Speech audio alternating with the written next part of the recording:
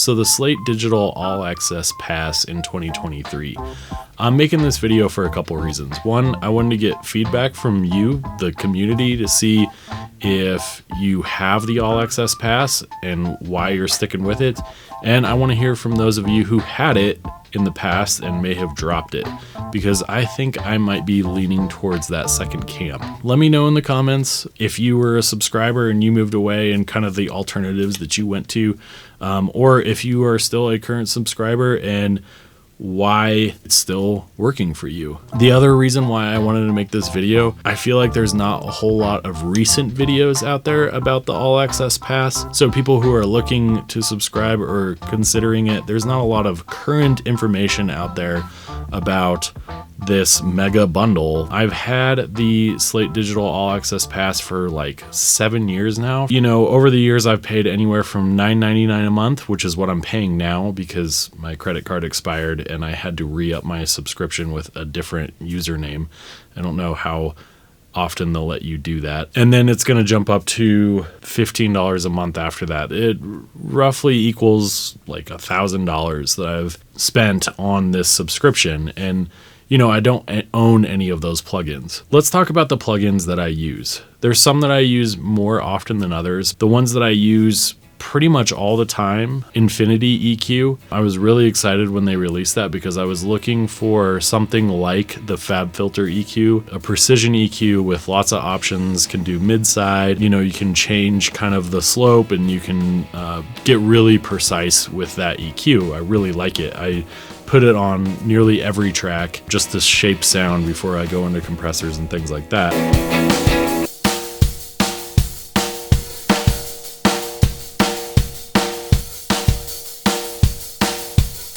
It doesn't have dynamic EQ though. I also use the virtual mix rack quite a bit, but I only use a handful of plugins in there. So I use like the red compressor, I think it's the FG401. I use that on drums a lot. I use it on my kick drum. I use it on my snare drum. I've gotten to know it really well, so I have it dialed in.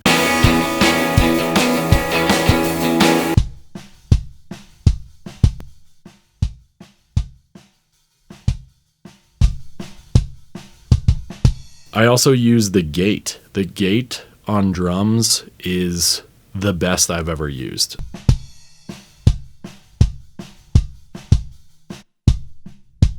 I use the distressor module in the virtual mix rack. I use that on bass a lot and it sounds really good. I've gotten to know that one pretty well.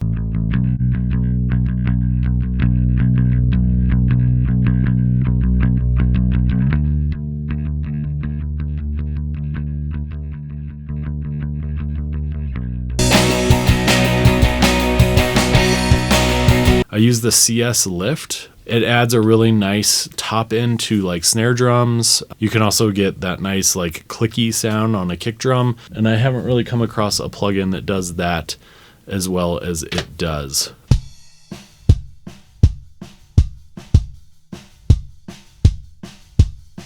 Bus compressors. I really like the Fairchild emulation they have. It adds this pretty pronounced top end that isn't always to my taste.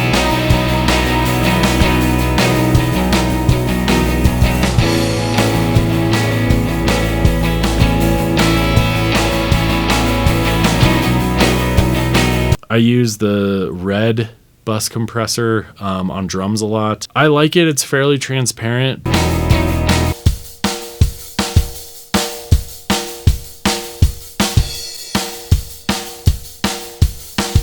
I've used the virtual tape machine quite a bit. It is taking me a while to kind of dial that one in. It adds quite a bit of low end if you're not careful with it.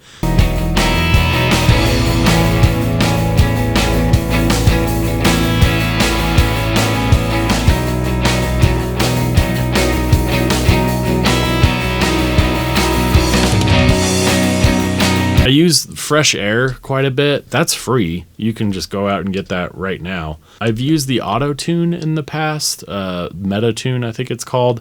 I've only used it a couple times. To my ear, it sounds really good. It's super easy to use. I've demoed Antares Auto-Tune before and got kind of like intimidated by it. I also have used the Overloud. I guess it's licensed to the All Access Pass. I've used that as a guitar amp sim. I just use like their rig builder thing in there. It has some really nice presets. So another thing that is not in the plugins, but I really like is their sample packs. Their sample packs that they have, and I don't know if a lot of people know about this, especially if you've been a long-term subscriber and you're just kind of using the plugins. Their sample packs are excellent.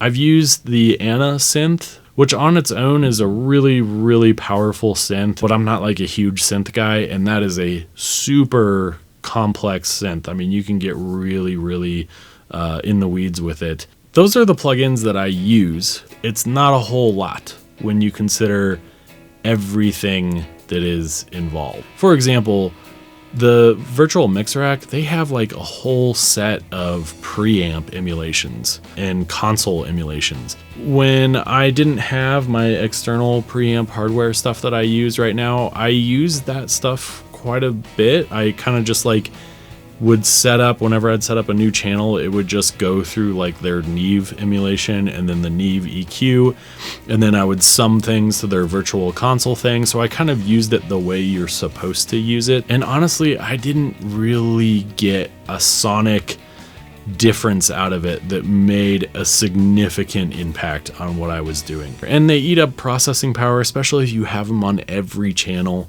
You start to get into issues with latency, so you can actually monitor through them. I mean, there is a ton of stuff. I mean, I haven't even really touched their reverb stuff. There's the kilohertz stuff.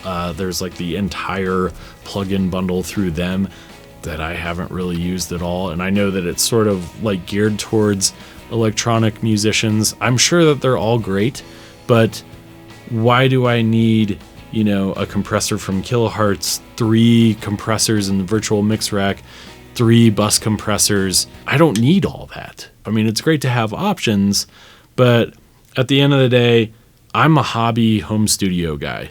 I'm not bringing in all kinds of clients that are like, I want this sound on the compressor for the vocal or whatever. To me, it's feeling kind of like overkill. You know, I got really excited for a while there because it seemed like Slate was releasing, you know, new plugins either in the virtual mix rack or, you know, standalone plugins, like, I don't know, every 3-4 months or so.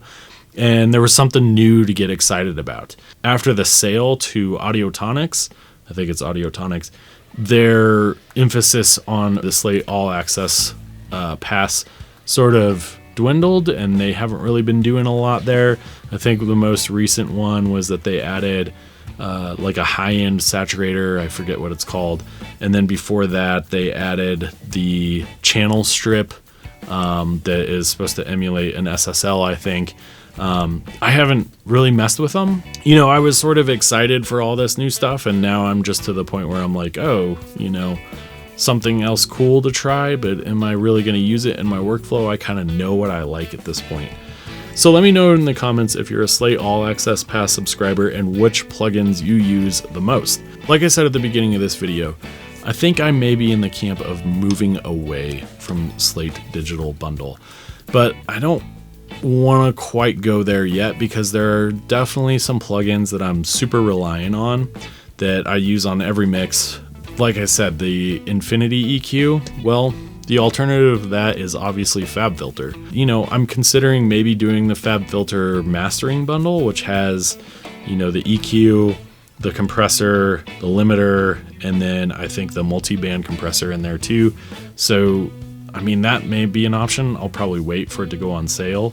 When it does go on sale, that might be the time that I move away from the Slate Digital stuff. So I think what's holding me back at this point right now is just sort of being reliant and tied into what I have with Slate Digital and just kind of leaning on those without wanting to take the leap to learn a whole new set of plugins. Again, I've almost spent probably over $1,000 on the subscription model. And once I end my subscription, I don't have any of those plugins anymore. I've been a long time subscriber, and I feel like I'm getting to the point now where it might be time to make a change. But maybe not. Maybe I'll just stick with it because I know it well enough at this point.